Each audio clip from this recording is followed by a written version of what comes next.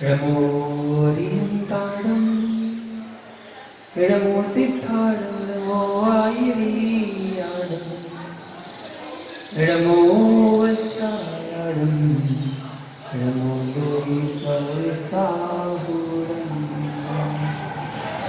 जब लोधन सिद्ध गुरुनिष्ठ भगवान की विश्व वंदनीय महावीर भगवान की परम पूज्य गुरुदेव गुणाचार्य श्री विराट सागर जी महामुनि राज की अहिंसा विश्व धर्म की महानुभाव जिज्ञासा समाधान के अंतर्गत आज हम शरणानियों संबंधी जिज्ञासाओं को जान रहे हैं, जिसमें अभिषेक पूजा भक्ति की जो जिज्ञासाएं हैं उसको समझ रहे हैं। आज की पहली जिज्ञासा है कि जैन धर्म के अनुसार यज्ञ शब्द का क्या अभिप्राय है। समाधान करते हैं कि संस्कृत कोश में यज्ञ का अर्थ है पूजा। यज्ञ का अर्थ है पूजा का कार्य, कोई भी पवित्र या भक्ति संबंधी क्रिया। अग्नि का नाम भी यज्ञ है। जैन धर्म के अनुसार जो जल चंदन आदि अष्टद्रव्य से जिनेंद्र भगवान की पूजा की जाती है वह यज्ञ है, अथवा विशेष विधान के पश्चात जैन शास्त्र के अनुसार जो अग्नि में हवन किया जाता है उसका नाम यज्ञ है। जिसमें जीव हिंसा होती हो, पशु आदि का अग्नि में होम किया जाता हो, वह वास्तव में यज्ञ नहीं है, क्योंकि वह पवित्र क्रिया नहीं है। पवित्र क्रिया को ही यज्ञ कहा जाता है और वही भगवान की पूजा के अंतर्गत आता है। एक जिज्ञासा और आती है कि पूजन के प्रारंभ में अत्र अवतरत्तर संबोधन आवाहनम इत्यादि बोलते हैं। इस मंत्र द्वारा किनको संबोधन किया जाता है, किन से सन्निधि करना अपेक्षित होता है तथा किन को निकट किया जाता है, ये जिज्ञासा है। समाधान है कि पूजन के प्रारंभ में ऐसा कहकर स्थापना में भगवान का आवाहन किया जाता है तथा हृदय में उनको विराजमान किया जाता है। ऐसा विधि है भगवान की पूजा करने की प्रारंभ अवस्था में।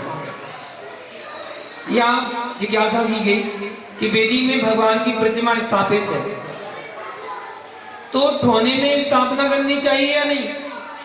भगवान तो विराजमान वेदी में पहले से है, तो ठोने में स्थापना करनी चाहिए या नहीं। तो यहाँ रत्नगंडक श्रावचार का उदाहरण मिलता है। श्लोक नंबर 119 की टीका में पंडित सदाशिवदास जी ने इस प्रकार लिखा है, ढूंढारी भाषा में, बहुरी व्यवहार में पूजन के पंच अंगनी की प्रवृत्ति देखिए। आभावन, स्थापना, सन्निधिकरण, पूजन और विसर्जन। सो भाविनी के जोड़ वास्ते आह्वान आदि के पुष्प छेपण करिए है। पुष्पनी को प्रतिमा नहीं जाने हैं, ये तो आह्वान आदि कनिका संकल्प है, ते पुष्पांजलि छेपण है। पूजन में पाठ रचा होए तो स्थापना कर ले, नाही होए तो नाही करे। अनेकांति में सर्वथा पक्ष नाही, ऐसा कथन आया है।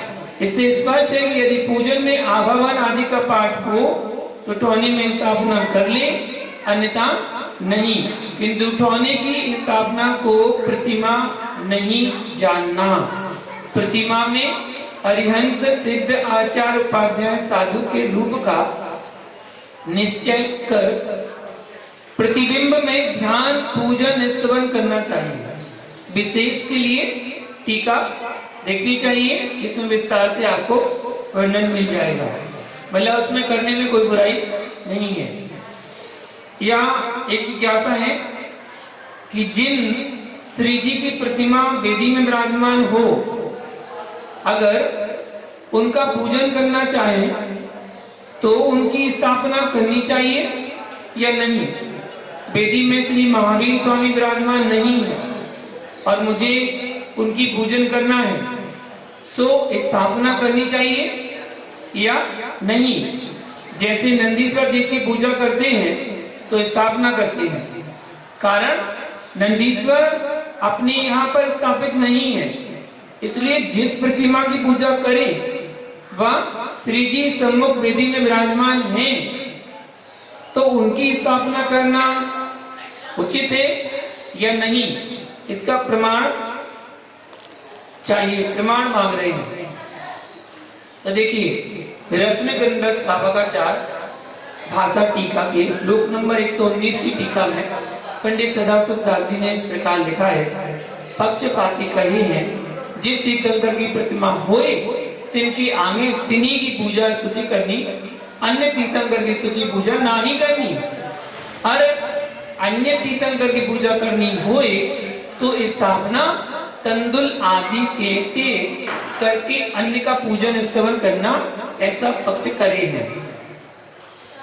तिनको इस प्रकार तो विचार किया जाइए, जिस समंतभद्र स्वामी शिव कोटि राजा के प्रत्यक्ष देखते स्वयंभू स्तवन कियो, तदि चंद्र प्रभु स्वामी की प्रतिमा प्रकट भई, तब चंद्र प्रभु के सन्मुख अन्य 16 तीर्थंकरानी का स्तवन कैसे किया? जब चंद्र प्रभु भगवान की प्रतिमा प्रकट हुई तो बाकी के 16 तीर्थंकर की स्तुति कैसे की? 7 तीर्थंकर की स्तुति तो कर ली। जब 8वीं तीर्थंकर की स्तुति की चंद्र प्रभु भगवान की, तो चंद्र प्रभु भगवान की प्रतिमा प्रकट हो गई। तो जब चंद्र प्रभु भगवान की प्रतिमा प्रकट हो गई तो बाकी के 16 तीर्थंकर की स्तवन कैसे किया? बहुरी एक प्रतिमा के निकट एक ही का स्तवन पढ़ना योग्य हो तो स्वयंभू स्रोत का पढ़ना ही ना ही संभव है। फिर स्वयंभू स्रोत तो पढ़ ही नहीं जा सकता, क्योंकि उसमें तो 24 तीर्थंकर की स्तुति है। आदि जिनेंद्र की प्रतिमा बिना भक्तांबर स्रोत पढ़ना ना ही बनेगा। पार्श जन की प्रतिमा बिना कल्याण मंदिर पढ़ना नहीं बनेगा। पंच परमेष्ठी की प्रतिमा बिना व स्थापना बिना पंच नमस्कार कैसे पढ़ना जाएगा? जो नमोकार मंत्र पढ़ते हैं, नमोकार मंत्र पढ़ते हैं भगवान के सामने, तो वह आचार्य उपाध्याय साधु तो है नहीं है, फिर नमोकार मंत्र कैसे पढ़ रहा है? कायसर जाप्यादिक नहीं बनेगा। पंच परमेष्ठी की प्रतिमा बिना नाम लेना, जाप करना, सामायिक करना ना ही संभवेगा। तथा अन्य देश में मंदिर में प्रतिमा का निश्चय बिना स्तुति पढ़ना ना ही संभवेगा। तथा रात्रि का अवसर होए, छोटी अवगाहना की प्रतिमा होए, तहां पहले चिन्ह का निश्चय करें। रात्रि का समय है, छोटी प्रतिमा है, तो पहले क्या करें? चिन्ह का निश्चय करें। 5 स्तवन में प्रवृत्ता जाएगा, बाद में स्तुति की जाएगी। तथा जिस मंदिर में अनेक प्रतिमा होए तदि जाको स्तवन करे, तिसके सम्मुख दृष्टि समस्या हस्त जोड़ विनती करना संभव है, अन्य प्रतिमा के सम्मुख ना ही संभव है। बहुरी जिस मंदिर में अनेक प्रतिबिंब होए तहां जो एक का स्तवन वंदना किया तदि दूजे का निरादर भया। एक का स्तवन कर लिया और बाकी दूसरी प्रतिमा का नहीं किया तो उसका निरादर हो गया। बहुरी जो स्थापना के पक्षपाती स्थापना बिना प्रतिमा का पूजन ना ही करे तो स्तवन वंदना करने की योग्यता हो प्रतिमा के ना ही रही। बहुरी जो पीत तंदुलनी की आतदाकार स्थापना ही पूज्य है, तो तिन पक्षपातिनी के धातु पाषाण का तदाकार प्रतिबिंब स्थापना करना निरर्थक है। फिर तो तंदुल से ही प्रतिमा की स्थापना कर लो, पाषाण की धातु की प्रतिमा बनाने की आवश्यकता क्या है? एक प्रतिमा के आगे एक का पूजन होए तो अन्य 23 तीर्थंकर की पूजन करें, सो पीत अक्षतनी की स्थापना करके करें।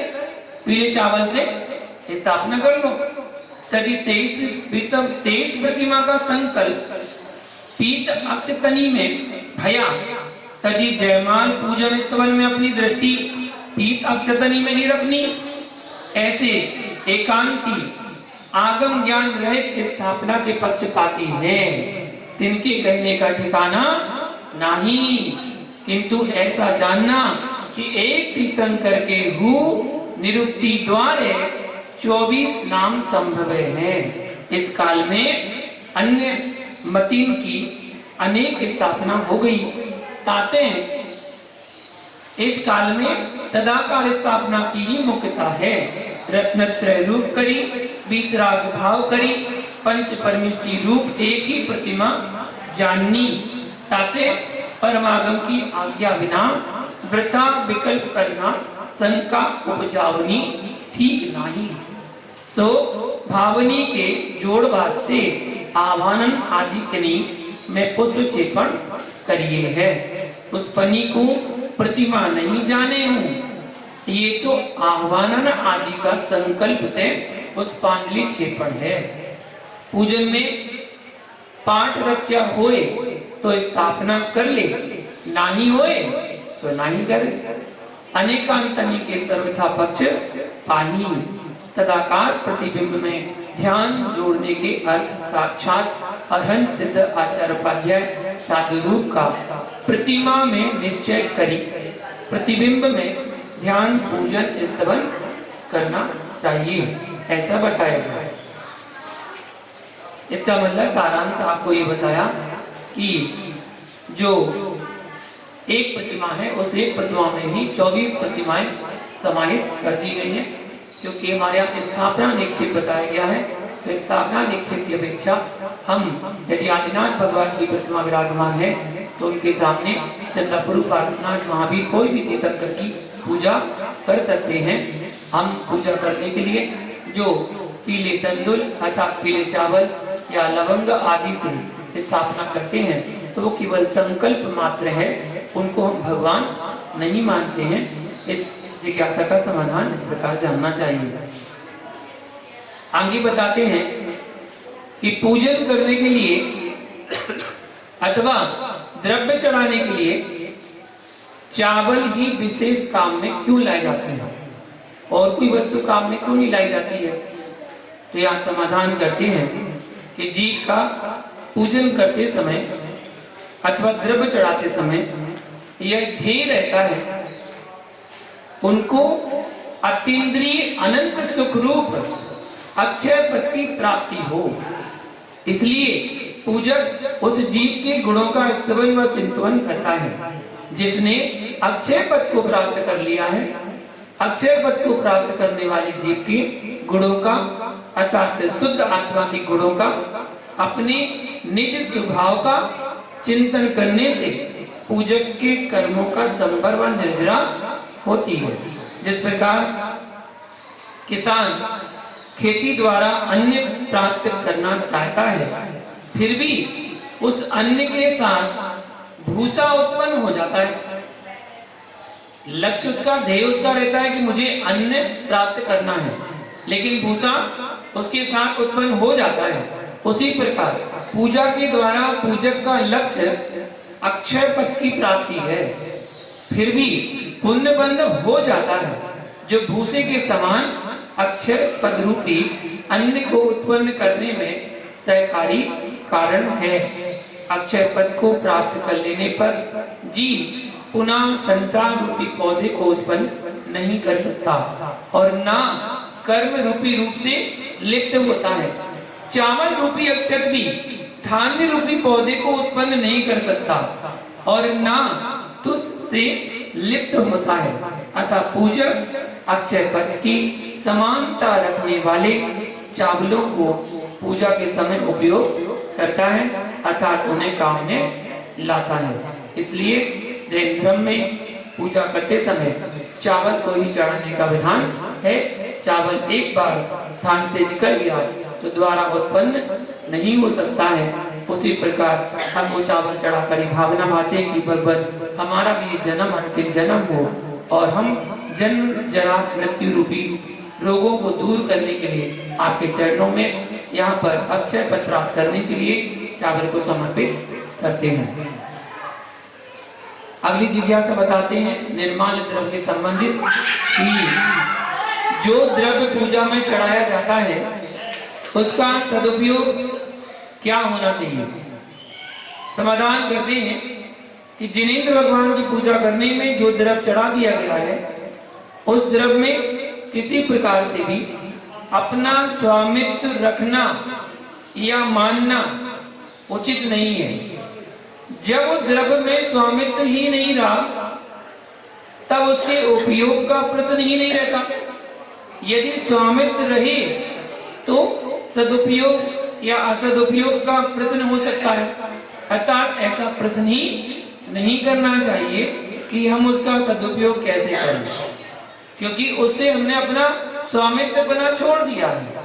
अब आपने चाहे रतन चढ़ाए हो, चाहे आपने मोती चढ़ाए हो, और चाहे आपने मेवा मिष्ठान चढ़ाया हो, आपने कुछ भी समर्पित किया है भगवान के चरणों में, वो आपने चढ़ा दिया, वो निर्माल हो गया। और निर्माल वस्तु को छूना भी नहीं चाहिए। तो फिर हम उसमें सदुपयोग असदुपयोग की बात कर ही नहीं सकते। कुछ लोग द्रव्य चढ़ाते हैं और द्रव्य चढ़ाने के बाद सोचते हैं इस द्रव्य का क्या होगा, कौन लेगा, क्या करेंगे, माली क्या करेगा, पुजारी क्या करेगा। अरे आपको क्या सोचना है। यही सोचकर हम सस्ती वस्तु को चढ़ाते हैं, जो बाजार में सबसे सस्ती होती है ना। दुकानदार से भी कह देते हैं मंदिर वाले चावल दे दो, मंदिर वाली बादाम दे दो, मंदिर वाली चिटक दे दो। मंदिर वाली क्यों भाई? खाने के लिए उत्तम और चढ़ाने के लिए घटिया नहीं, चढ़ाने के लिए उत्तमोत्तम। हमारे चरणागम शास्त्रों में लिखा है कि द्रव्य भगवान के चरणों में चढ़ाएं, तो मालूम कौन सी? उत्तमोत्तम, मतलब उत्तम से भी उत्तम। अगर आप खाने में उत्तम द्रव्य का प्रयोग करते हैं तो चढ़ाने में उत्तम से भी उत्तम द्रव्य चढ़ाने का प्रयास करना चाहिए। छोटी छोटी बादाम नहीं। अगर छोटी छोटी बादाम चढ़ाओगे तो ध्यान रखना, उसको फोड़ के खाओगे तो आपको पता चलेगा कि वो बादाम नियम से कड़वी निकलेगी, और जब कड़वी बादाम चढ़ाओगे तो कड़वा ही फल मिलेगा।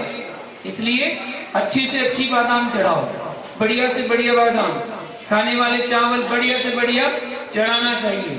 जैसे द्रव्य चढ़ाओगे वैसे फल को पाओगे। और चढ़ाने के बाद ये मत सोचना कि माली पुजारी इसका क्या करेगा, वो जो करेगा सो कर लेगा। वो खाए, बांटे, दान करे, फेंके, पक्षियों को खिलाए, वो उसका काम है, वो जाने। हमारा काम चढ़ाना है, अच्छी तरह चढ़ाइएगा। जिज्ञासा है, मिथ्या दृष्टि कुदेव होते हैं अथवा सुदेव होते हैं। यदि कहा जाए कि मिथ्या दृष्टि कुदेव ही होते हैं तो फिर आगम में इनकी पूजा का विधान मिलता है। वह क्यों मिलता है? देखिए, मिथ्या दृष्टि सुदेव तो हो नहीं सकते, क्योंकि सुदेव तो सम्यक दृष्टि ही होते हैं। आगम में कहीं पर भी मिथ्या दृष्टि देव की पूजा का विधान नहीं है। श्री अरिहंत व श्री सिद्ध देव के अतिरिक्त अन्य किसी देव की पूजा का विधान आगम में नहीं है। पंचकल्याणक आदि विधान के समय जो दिक्पाल आदि का आभावन किया जाता है वे सब सम्यक दृष्टि है, जिनेंद्र भगवान के भक्त हैं।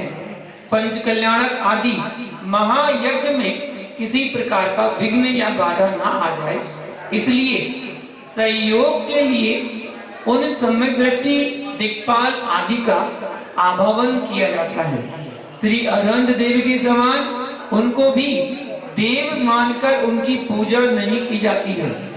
उनको सम्मान तो दिया जाता है लेकिन उनकी पूजा नहीं की जाती है, ऐसा आगम प्रमाण मिलता है।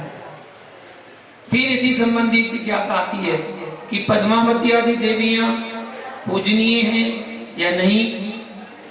तो समाधान करते हैं कि पद्मावती आदि देवियां 5 परमेष्ठियों में गर्भित नहीं होती, क्योंकि हमारे यहाँ केवल वीतरागा को नमस्कार है, पंच परमेष्ठि को नमस्कार है। इसलिए अरहंत आदि परमेष्ठि की तरह वे पूजनीय नहीं है, किंतु वे जैन धर्म की अनुयायी हैं, साधर्मी हैं, इसलिए वे आदरणीय हैं। प्रतिष्ठा पाठ आदि में इनका आभावन रक्षा हेतु किया जाता है। जहाँ भी अनुष्ठान आदि करते हैं तो रक्षा आदि हेतु इन सम्यक दृष्टियों का आभावन किया जाता है और इनको बुलाया जाता है ससम्मान विनय के साथ। ऐसा नहीं अनादर करें, अनादर करोगे तो उसका परिणाम भी आपको जरूर मिलेगा। अगली जिज्ञासा है कि अरहंत देव ही सच्चे देव हैं और अन्य सब कुदेव हैं।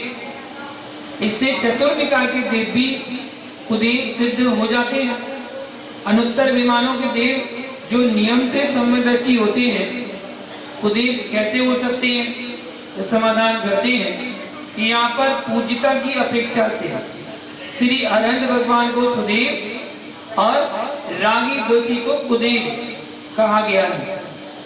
चतुर्निकाय के देवों के देवायु आदि का उदय होने से उनको देव कहा गया है, पूजिता की अपेक्षा से उनको देव नहीं कहा गया है। इस बात को समझे।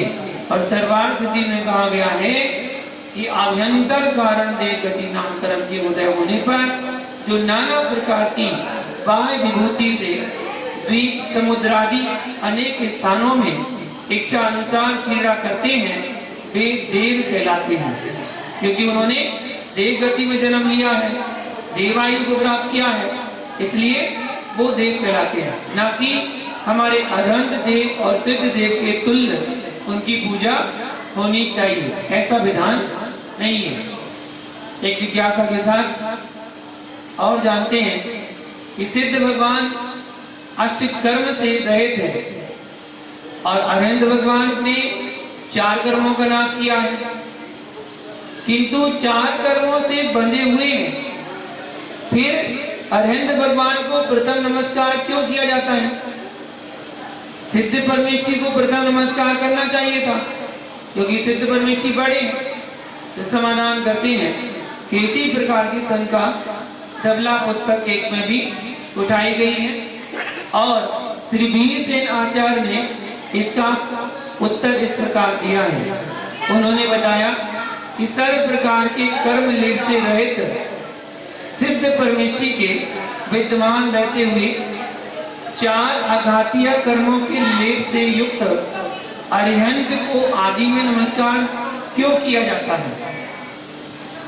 यह कोई दोष नहीं है, क्योंकि सबसे अधिक गुण वाले सिद्धों में श्रद्धा की अधिकता के कारण अरहंत परमेष्ठी ही हैं। अर्थात अरहंत परमेष्ठी के निमित्त से ही अधिक गुण वाले सिद्धों में सबसे अधिक श्रद्धा उत्पन्न होती है। यदि अरहंत परमेष्ठी ना होते तो हम लोगों को आप्त आगम और पदार्थ का परिज्ञान नहीं हो सकता, किंतु अरहंत परमेष्ठी के प्रसाद से हमें इस बोध की प्राप्ति हुई है, इसलिए उपकार की अपेक्षा आदि में अरहंतों को नमस्कार किया जाता है। यदि कोई यह कहे कि इस प्रकार आदि में अरहंतों को नमस्कार करना कोई पक्षपात है, इस पर आचार्य उत्तर देते हैं कि ऐसा पक्षपात दोषोत्पादक नहीं है, किंतु शुभ पक्ष में रहने से वह कल्याण का ही कारण है। तथा द्वैत को गौण करके अद्वैत की प्रधानता से किए गए नमस्कार में द्वैत मूलक पक्षपात बन भी तो नहीं सकता।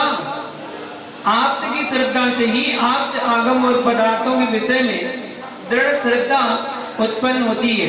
इस बात को प्रसिद्ध करने के लिए भी आदि में अरिहंत को नमस्कार किया गया है। श्री वीरसेन आचार्य के इस समाधान से शंकाकार की शंका का भी समाधान हो जाता है। शेष आगे पूजा स्वाध्याय भक्ति आदि कार्यों से गृहस्थी के अभिपात मुद्रा होती है या नहीं होती है, इस जिज्ञासा के साथ आगे जानेंगे कल। आज का समय हुआ, आज के इतना ही। जय बोलो पार्श्वनाथ भगवान की।